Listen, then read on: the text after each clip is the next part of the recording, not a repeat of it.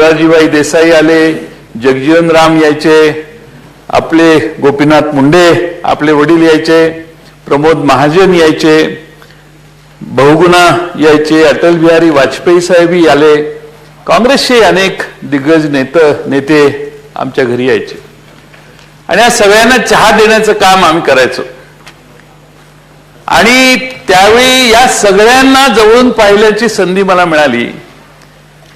सगळेच आपापल्या परीने श्रेष्ठ आहेत, कुणाच्या श्रेष्ठत्वावर चर्चा नाही, पण पवार साहेबांच्या सारखा नेता हा काही उभारणीची भाषा करतो, त्यांच्या बोलण्यामध्ये राष्ट्र उभारणीची, राज्य उभारणीची आणि भविष्याची कल्पना सतत मांडली जाते आणि हा त्यांचा स्वभाव आम्हा सगळ्यांना भावला आणि म्हणून पवार साहेबांचं नेतृत्व सुरुवातीपासून मांडून आम्ही अतिशय निष्ठेनं त्यांच्या मार्गदर्शनाखाली काम केलं.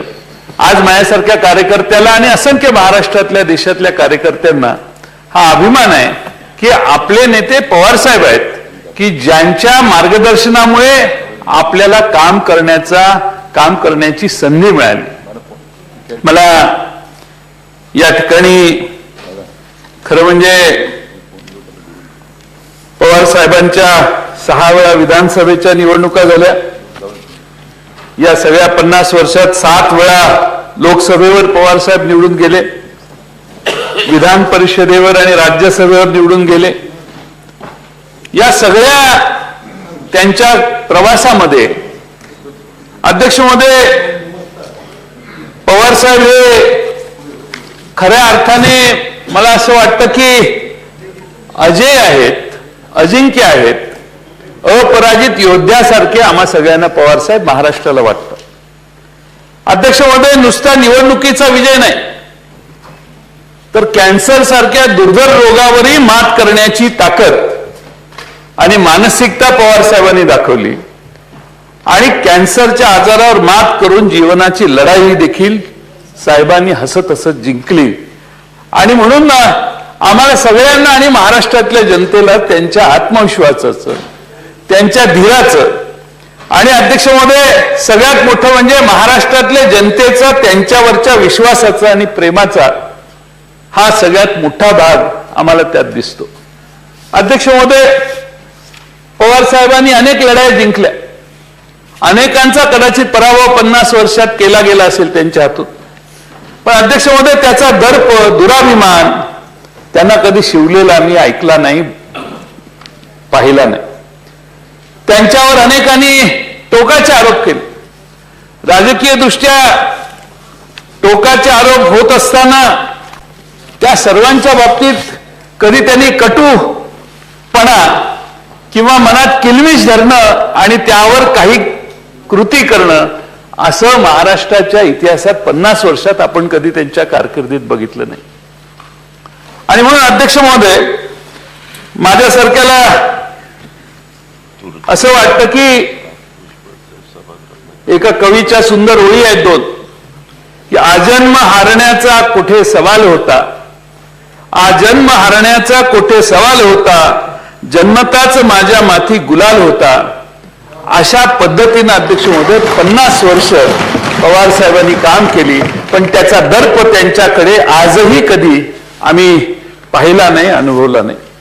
अध्यक्ष महोदय खरं म्हणजे BMCCचे कॉलेजमध्ये जनरल सेक्रेटरी होते, मंगळवार पेठ ब्लॉक युवक काँग्रेसचे अध्यक्ष झाले, पुणे शहर युवक काँग्रेसचे प्रमुख असतील, महाराष्ट्र प्रदेश युवक काँग्रेसचे प्रमुख असतील, आमदार असतील, खासदार असतील, राज्यमंत्री, मंत्री, मुख्यमंत्री, केंद्रीय कॅबिनेट मंत्री, लोकसभेत विरोधी पक्षनेते, विधानसभा आणि विधान परिषदेचे विरोधी पक्षनेते आणि अगदी UN मध्ये भारताचं प्रतिनिधित्व करण्याची संधी, अशा अनेक राजकीय पदे आदरणीय पवार साहेबांनी भूषवलेली आहेत. अध्यक्ष महोदय एका सामान्य घरामध्ये एखाद्याने जन्म घेतला, शेतकऱ्याच्या घरातलं दारिद्र्य ज्याने पाहिलं, त्या शेतकऱ्याचा मुलगा लोकशाहीतील इतकी महत्वाची पदे भूषवतो. अध्यक्ष महोदय भारतामध्ये लोकशाही यशस्वी झाल्याचं यापेक्षा कोणतं अधिक चांगलं उदाहरण असू शकेल असं मला वाटतं. शून्यातून सुरुवात केली. काटेवाडी सारख्या गावामध्ये जन्म घेतल्यानंतर अध्यक्ष महोदय आपण ऐकतो आता एकेकाळी रस्त्यावर दिव्याखाली अभ्यास करणारे मनमोहन सिंग या देशाचे प्रधानमंत्री झाले. या देशामध्ये चहा विकणारे नरेंद्र मोदी साहेब देशाचे प्रधानमंत्री आज झालेले आहेत. आणि अध्यक्ष महोदय लहानपणी गुरं राखण्याचं काम देखील शरद पवार साहेबांनी केलं. आजीनं गुळाची ढेप दिली तर वालचंद नगरच्या बाजारपेठेत गुळाचे तुकडे करून त्या ढेपेचे विकण्याचं काम देखील पवार साहेबांनी केलं. अशा शेतकऱ्याचा मुलगा अध्यक्ष महोदय हा कदाचित आज पंतप्रधानांची शपथ त्यांनी घेतली नसेल, पण मला असं वाटतं की शपथ न घेतलेले लोकांचे पंतप्रधान म्हणून शरद पवार साहेबांच्याकडे हा देश कायम बघितला जाईल. अध्यक्ष महोदय लोकांमध्ये निवडून आले म्हणून नाही, लोकांमध्ये निवडून आपण सगळेच बऱ्याच वेळेला आलेलो आहे, पण अध्यक्ष महोदय त्यांच्या नेतृत्वाखाली महाराष्ट्रातल्या शेकडो लोकांना, हजारो लोकांना लोकशाहीच्या मंदिरात काम करण्याची संधी देखील पवार साहेबांनी मिळवून दिली. आज मी या सभागृहात आहे, आपण अध्यक्ष महोदय या सभागृहात आहात. अनेक जण या सभागृहात कदाचित दोन्ही बाजूची तिन्ही बाजूची लोक या सभागृहात येतील. कधी ना कधीतरी पवार साहेबांच्या मार्गदर्शनाची थोडासा स्पर्श त्यांच्या कारकिर्दीला झालाय असं म्हटलं तर वावगं ठरणार नाही.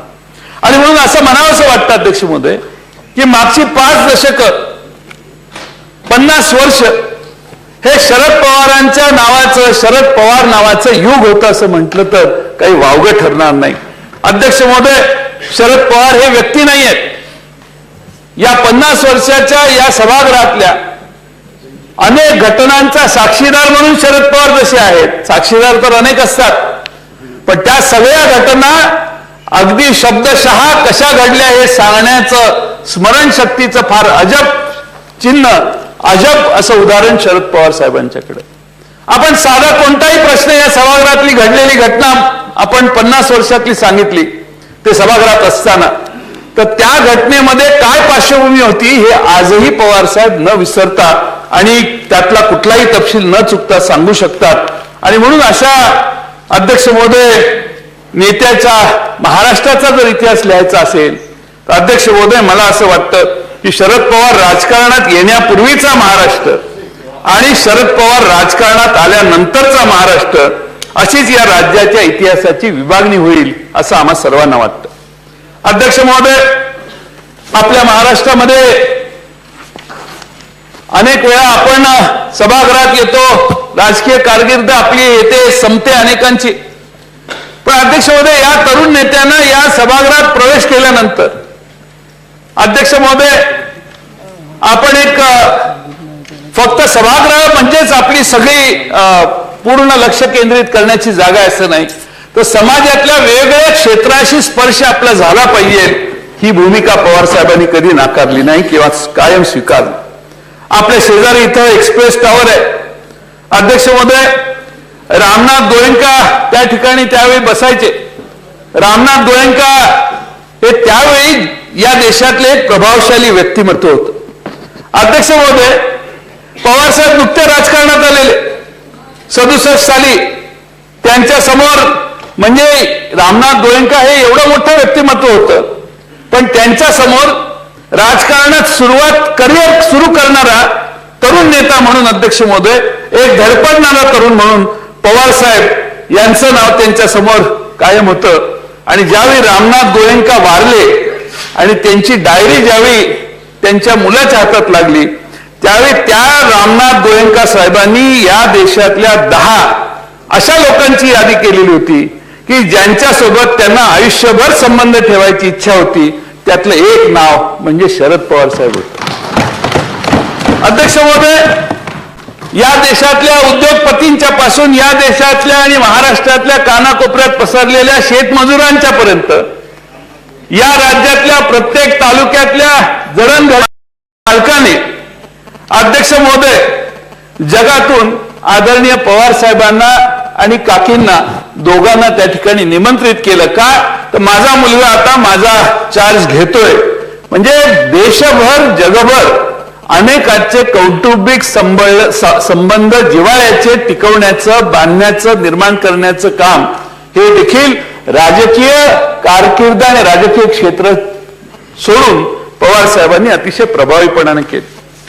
अध्यक्ष महोदय, पवार साहेबांनी एके ठिकाणी सांगितलं की मी पहिल्यांदा घरात नेहमी दूध प्यायचो. 67 साली आमदार झाल्यावर पहिल्यांदा चहा पिला. आणि अध्यक्ष महोदय, आईच्या कडक शिस्तीत वाढलेले आदरणीय पवार साहेब यांचा प्रेरणा कायम पवार साहेबांना आयुष्यभर सुरुवातीच्या काळात लाभली. अध्यक्ष महोदय, यशवंतराव चव्हाण साहेबांनी आपलं मृत्यूपत्र लिहिलं. त्यात त्यांनी मृत्यूपत्रात लिहिलेलं आहे, शरद, माझ्याकडून एक गोष्ट राहून गेली, ती म्हणजे महाराष्ट्रातल्या भटक्या विमुक्त समाजाचं काम. ते काम तू पूर्ण कर. आणि आज आदरणीय पवार साहेब भटक्या विमुक्त समाजाला शिक्षण देण्याचं काम आपल्या शैक्षणिक संस्थातून आणि वेगळ्या धोरणातून अतिशय निष्ठेनं करण्याचा प्रयत्न करतायत. गुरुचा वारसा कसा चालवावा हाही आदर्श महाराष्ट्राच्या आणि देशाच्या समोर पवार साहेबांनी दाखवून दिला. 1980 साली ज्यावेळी महाराष्ट्रात आणि भारतामध्ये कॉम्प्युटर बघायला मिळत नव्हता, त्यावेळी महाराष्ट्रातल्या उद्योगपतींना मुख्यमंत्री असताना एकत्रित केलं आणि त्यांनी सांगितलं तुम्ही कॉम्प्युटर शिकला पाहिजे. आपलं राज्य कॉम्प्युटरमध्ये आपण जास्त लक्ष घालून पुढे न्यायचं असेल तर तुम्ही उद्योगपतींनो, तुम्ही कॉम्प्युटर शिकणं आणि कॉम्प्युटर काय चीज आहे हे समजून घेणं हे आधी लक्षात तुमच्या आलं पाहिजे. भारतातल्या कोणत्याही राज्यापेक्षा तुम्ही त्यात पुढाकार घ्या, ही भूमिका देखील मुख्यमंत्री म्हणून पवार साहेबांनी त्यावेळी घेतलेली. अध्यक्ष महोदय, vibrant Gujarat, make in Maharashtra, make in India असे प्रत्येक देश आणि राज्य आपापल्या देशात गुंतवणूक आणण्याचा, राज्यात गुंतवणूक आणण्याचा प्रयत्न करत असतो. अध्यक्ष महोदय, पण याची सुरुवात खऱ्या अर्थानं 1990 साली पवार साहेब ज्यावेळी मुख्यमंत्री म्हणून काम करत होते, त्यावेळी अध्यक्ष महोदय महाराष्ट्रातल्या उद्योजकांना, सक्षम उद्योजकांना एकत्रित घेऊन पवार साहेबांनी अमेरिकेचा दौरा केला. उद्देश काय, तर जगाची इन्व्हेस्टमेंट महाराष्ट्रात यावी यासाठी पहिल्यांदा देशाच्या पलीकडे जाऊन गुंतवणूक आकृष्ट करण्याचा प्रयत्न करण्याचे इनिशिएटिव्ह घेणारे पवार साहेब कदाचित या देशातले पहिले मुख्यमंत्री होते. अध्यक्ष महोदय, शेवटी आपण सगळे राजकारणात असतो. राजकारणामध्ये अनेक आरोप प्रत्यारोप होत असतात, पण पवार साहेबांच्या कारकिर्दीमध्ये अनेक घटना अशा झाल्या की ज्या घटनात संकट महाराष्ट्रावर आलं आणि त्या संकटात पवार साहेबांची अतिशय सचोटीची परीक्षा झाली. बॉम्बस्फोट झाला 1993 साली. बॉम्बस्फोट झाल्यानंतर अध्यक्ष महोदय आपल्या देशात मंत्रालय ताबडतोबीनं 24 तास चालू ठेवणं आणि अध्यक्ष महोदय शेजारच्या बॉम्बे स्टॉक एक्सचेंजची इमारत, एअर इंडियाची इमारत या ठिकाणी मोठे बॉम्बस्फोट झाले. त्या ठिकाणी देखील परिस्थिती पूर्वपदावर आणण्याची मेहनत पवार साहेबांनी रात्रंदिवस त्या दिवशी घेतली. बॉम्बे स्टॉक एक्सचेंज देशातलं सगळ्यात महत्वाचं, देशाच्या अर्थकारणावर परिणाम करणारं, त्या बॉम्बे स्टॉक एक्सचेंजच्या समोर झालेल्या स्फोटामुळे सगळं जग हादरलं. अध्यक्ष महोदय, मुंबईचं बॉम्बे स्टॉक एक्सचेंज पुन्हा 12 तासात चालू करण्याची किमया त्यावेळेचे मुख्यमंत्री म्हणून शरद पवार साहेबांनी करून दाखवली. अध्यक्ष महोदय, त्यावेळी एक संभाषण आहे, पोलिसांनी टॅप केलेलं. मुंबई ते कराची, पाकिस्तानातून विचारलं गेलं, 12 स्फोट झाले. 12 इतके मोठे स्फोट होऊनही मुंबई सकाळी पूर्वपदावर कशी काय आली? इकडून जो कोणी बोलत होता त्यांचा हस्तक, त्याने सांगितलं, हमने 12 बम लगाए, बहुत बड़ा धमाका हुआ, लेकिन ये शरद पवार जो है इधर बैठा, जो बहुत चालाक है, उसने सारा अपना काम चौपट किया और मुंबई नॉर्मल हो गई आज दोपहर में. म्हणजे शत्रूला देखील या देशातल्या संधी मिळणार नाही एवढ्या झपाट्यानं काम करण्याची फार मोठी मानसिकता पवार साहेबांनी धीरानं त्या 12, 15, 16 तासात दाखवली. दुसऱ्या बाजूने अध्यक्ष महोदय किल्लारीचा भूकंप झाला. मग असं एक उदाहरण देईन आणखी की बी रमन नावाचे रॉचे रिटायर्ड अधिकारी आहेत, त्यांनी एक पुस्तक लिहिलंय. त्यातही त्यांनी सांगितलेलं आहे की फक्त शरद पवार आणि शरद पवारांच्या मुळेच मुंबई लगेच पूर्वपदावर आली. हे रॉचे अधिकारी बी रमन यांनी देखील आपल्या स्वतःच्या पुस्तकात सांगितलेलं आहे. अध्यक्ष महोदय, किल्लारीचा भूकंप झाला. किल्लारीचा भूकंप झाला त्यावेळी परवा औरंगाबादच्या कार्यक्रमातच साहेबांनी सांगितलं भूकंप झाला. 3:45 झोपायला ते गेलेले आणि किल्लारीचा भूकंप 4:30-5 झाला आणि पवार साहेब सगळ्या साधनानिशी सोलापूरला उतरून किल्लारीला 7:30-8 वाजता 7-7:30 पोहोचले. अध्यक्ष महोदय, महाराष्ट्राच्या आणि भारताच्या कोणत्याही कानाकोपऱ्यातल्या मुख्यमंत्र्याचं हे एकमेव उदाहरण असेल की जवळपास 300-350-400 किलोमीटर लांब असणाऱ्या भूकंपाला जाऊन स्वतः तोंड देण्याची क्षमता आहे. इथं एखाद्या मुख्यमंत्री बसले असते आणि सांगितले असते जरा जावा, काय काय पडले ते बघा, मला कळवा, मग मी दुपारच्या विमानाने येतो. तसं नाही झालं. या महाराष्ट्रात काही संकट आलेलं आहे हे लक्षात आल्यानंतर साहेबांनी ताबडतोब विमान तयार करायला लावलं आणि स्वतः सोलापूरला उतरून किल्लारीला पोहोचले. एवढा मोठा भूकंप झालेला आहे याची जाणीव लगेच होत नाही आपल्याला. 1-4 तासांना बातमी कळते, मग किती रिश्टर स्केलचं आहे ते आपण बघत बसतो आणि मग आपण प्रसार माध्यमातून टीव्ही बघून कळतं आपल्याला काय झाले. त्यावेळी अशा कोणत्याही माध्यमाचा, कोणत्याही साधनाचा उपयोग न होता किंवा त्यावेळी नव्हती साधनं, पवार साहेबांनी सकाळी 7:30-8 किल्लारीला स्वतः जाऊन तिथल्या भूकंपग्रस्तांना मदत करण्याचं धोरण स्वीकारलं.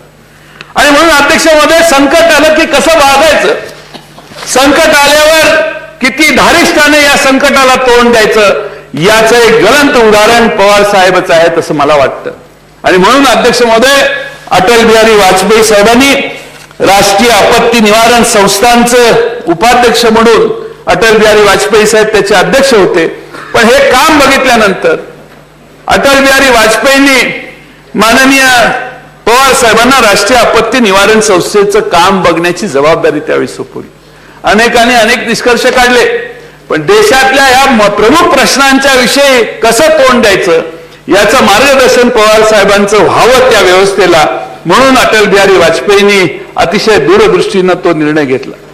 अध्यक्ष महोदय, पवार साहेब काम करत असताना, महाराष्ट्रात काम करत असताना अध्यक्ष महोदय अनेक आरोप झाले. त्यांच्यावर अनेक आरोप होत असताना अध्यक्ष महोदय त्या सगळ्याला त्यांनी धीराने तोंड दिलं. अध्यक्ष महोदय, शेवटी राजकीय जीवन म्हटलं की आरोप हे होतातच.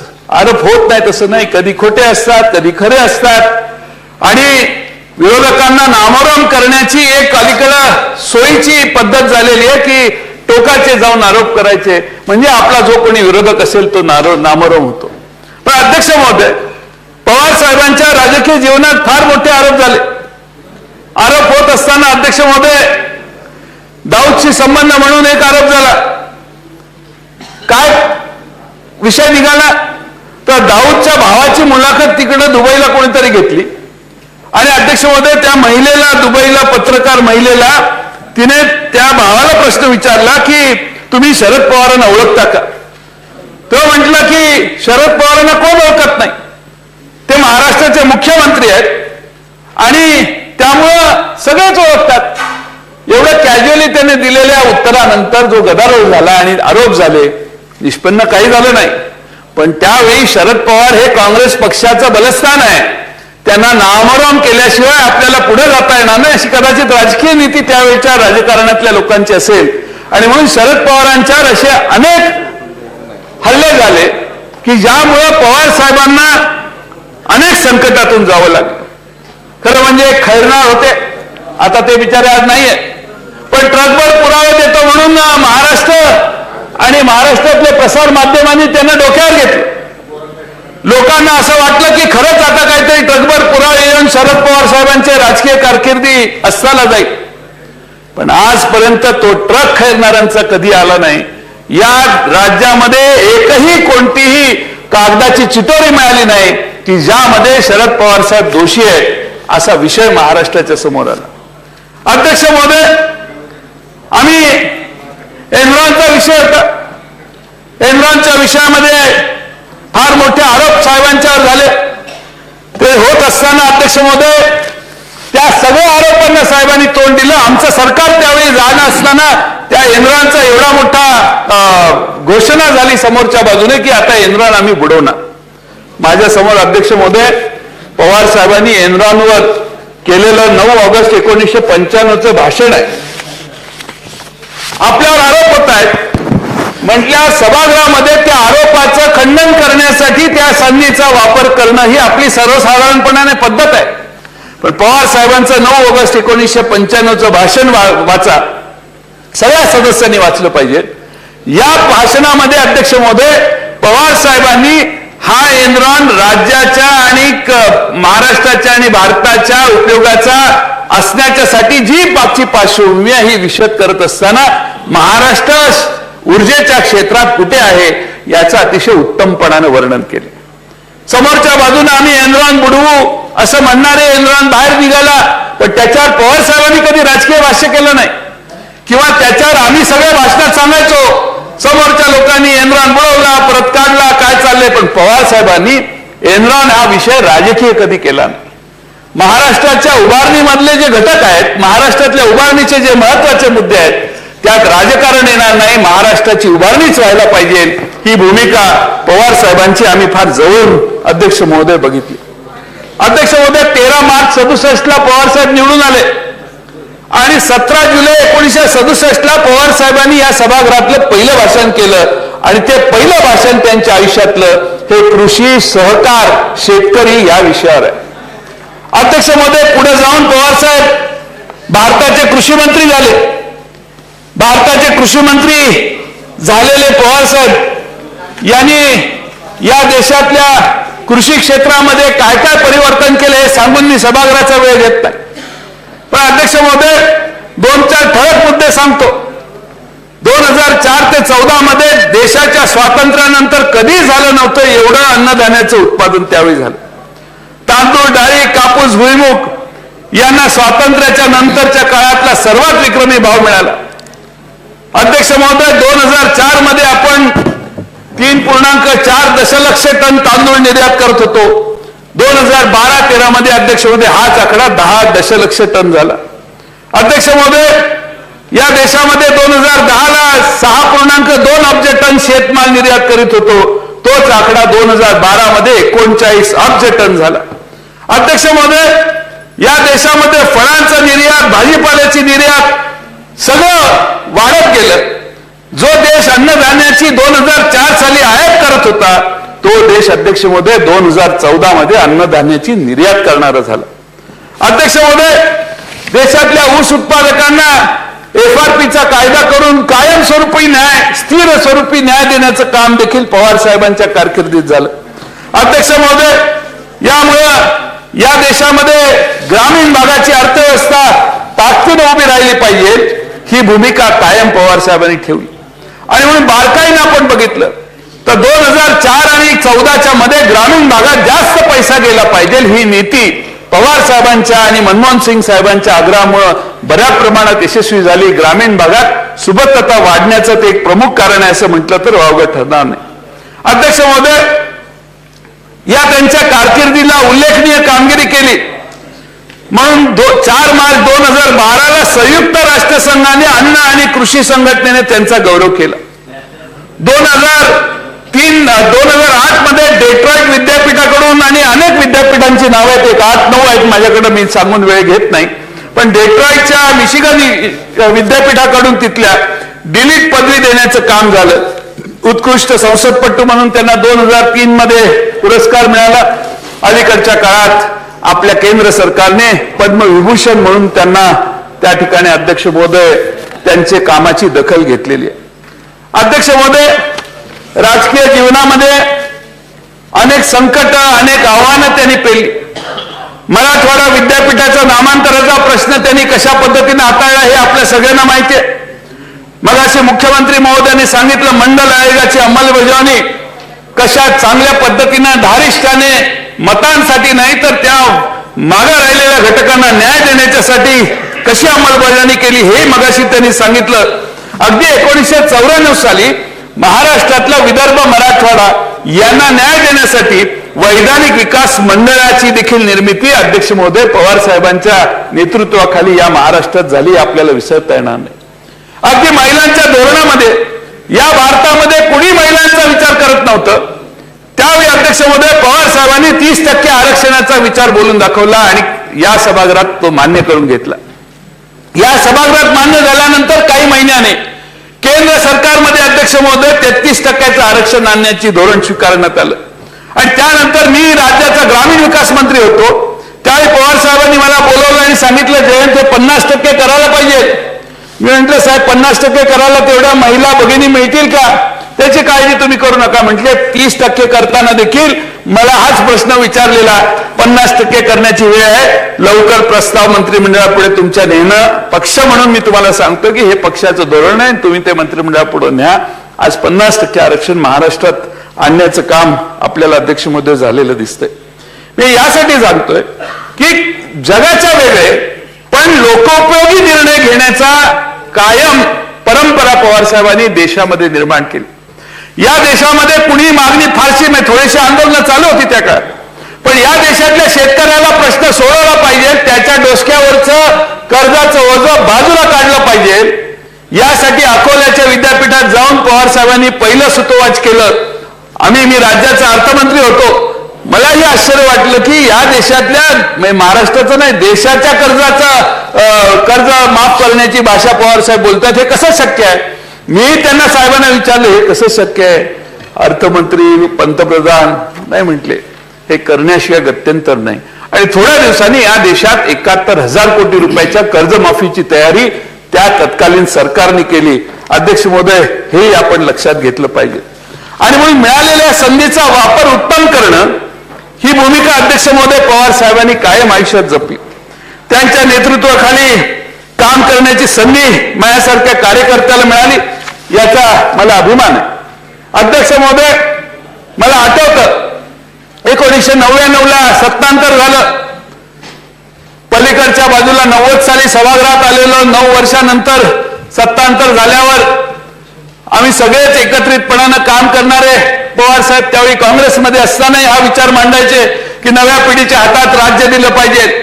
आम्हाला वाटतं ही भाषणातली चर्चेची बाब आहे, लोकांना तरुणांना निवडणुकीत आकृष्ट करण्याची बाब आहे.